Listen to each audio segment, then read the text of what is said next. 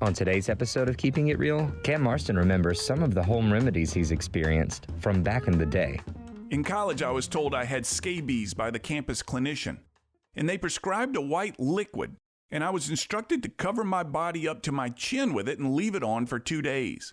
When it dried, it formed a crust, and I walked like a scarecrow for 2 days and reapplied the ointment at night where my clothes had rubbed it off.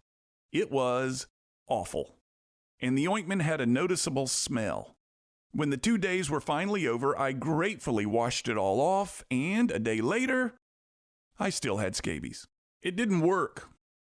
About that time, I was working in a restaurant, and I was telling the dishwasher about my problem. He gave me 2 gallons of bleach, told me to get 2 more at the grocery store, pour them all into the bathtub, fill the rest up with water, and soak up to my neck as long as I could stand it. My expression said it all, and he said either do it or stop complaining. So I did it, and it was awful. But the scabies were gone.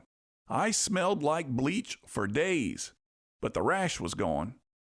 Home remedies. I love them. They terrify me, but I love them. Another time I had a summer job delivering ice to convenience stores all over South Alabama. I rode with a driver from deep in the country, and together he and I set out very early every morning with a truck loaded with bags of ice and returned to the ice plant late in the afternoon with the truck empty. He knew stuff. He'd seen things. Every day I sat in awe of his stories. He told me about having whooping cough as a child.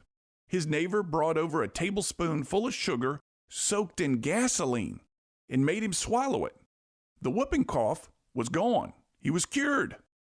Speaking of gasoline curing things, I sat next to a buddy at dinner last weekend who told me the story of 2 of his friends that caught an alligator gar in the river.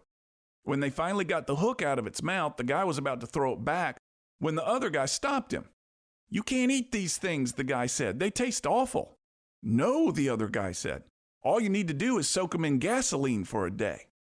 Which made my buddy and me think that at some point, sometime in the past, someone said, what this gar really needs is a 24-hour soak in gasoline. What led to that decision? Who has that palate? Which brings me back to my scabies treatment. The nature of the scientific process is to go through a series of eliminations to discover a solution. What else had someone soaked in up to their neck as long as they could stand it that didn't cure scabies?